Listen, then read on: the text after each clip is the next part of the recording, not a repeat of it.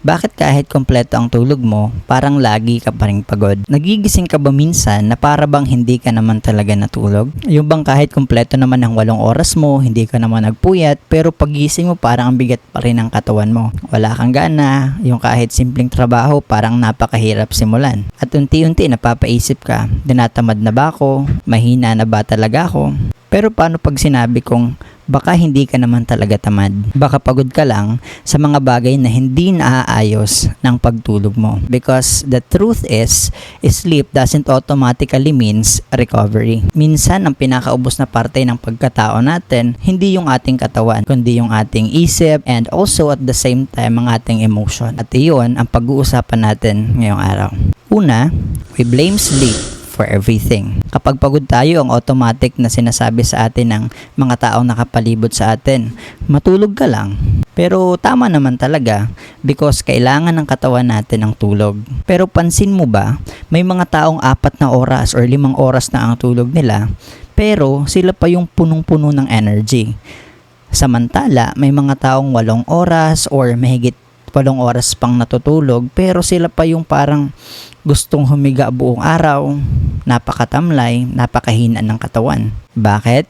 Dahil hindi lang po quantity ng tulog ang mahalaga. Mas importante rin ang quality ng pahinga. Hindi lang ng katawan, kundi pati ng isip. Kaya kung buong araw kang overloaded ng stress, pressure, overthinking, at emotional exhaustion, maaring natutulog ang katawan mo, pero ang isip mo ay hindi naman talaga nakakapagpahinga. Pangalawa, your brain never clocked out. Imagine mo ang cellphone mo, isinaksak mo siya sa charger ng buong gabi, pero habang naka-charge, mayroong 10 apps na naka-open sa kanyang background. Anong mangyayari? Hindi siya magcha-charge ng maayos. Ganito rin po ang utak natin. Habang natutulog ka, dala-dala mo yung stress sa trabaho. Iniisip mo pa rin ang mga bills. Iniisip mo pa rin ang mga responsibilidad mo sa iyong pamilya. Mga bagay na hindi mo naman talaga kontrolado. At mga pagkakamali na paulit-ulit mong nare-replay sa iyong isip. Mukhang natutulog ka, pero ang isip mo nagtatrabaho pa rin. Kaya pagising mo ay para bang ubos na agad ang energy mo. Pangatlo, emotional fatigue is real. Ito ang hindi madalas pinag-uusapan. Hindi po lahat ng pagod ay physical. Meron din tayong tinatawag na pagod na emotional. Iyong ikaw ang kailangang palaging maging matatag. Ikaw ang laging umaalalay at ikaw ang laging umiintindi. Ikaw ang laging nagbibigay pero bihira kang tanungin, ikaw, kumusta ka na? At kahit hindi ka nagbubuhat ng mabibigat na bagay, may mabigat kang dinadala sa loob mo. At ang bigat na yon ay hindi po siya nawawala sa loob ng 8 oras na yung pagtulog. Pang-apat ay small habits that drain you. May mga bagay na unti-unting kumakain ng energy natin. Palaging nakatutok sa cellphone bago matulog. Hindi sapat na galaw ng katawan. Lagi kang nasa loob ng bahay at hindi ka man lang nasisikatan ng araw. Madalas kulang ka pa sa tubig na ini-intake at hindi rin maayos ang iyong pagkain. Higit sa lahat, hindi tayo marunong magpahinga nang walang guilt sa ating mga sarili. Pakiramdam natin kapag natulog tayo ay wala tayong silbi.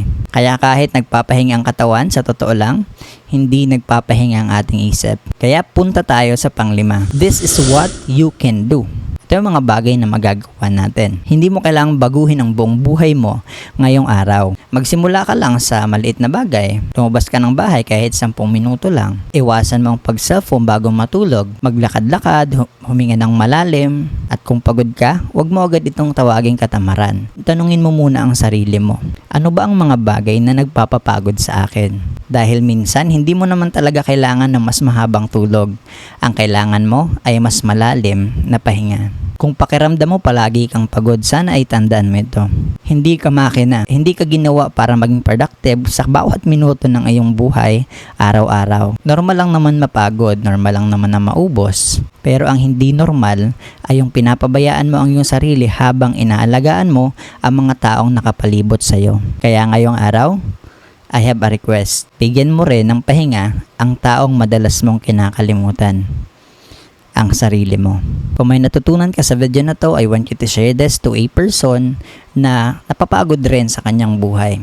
Malay mo ay makatulong din ito sa kanya. And also, I want you to please like and subscribe to this video para sa mga susunod pa nating videos. God bless.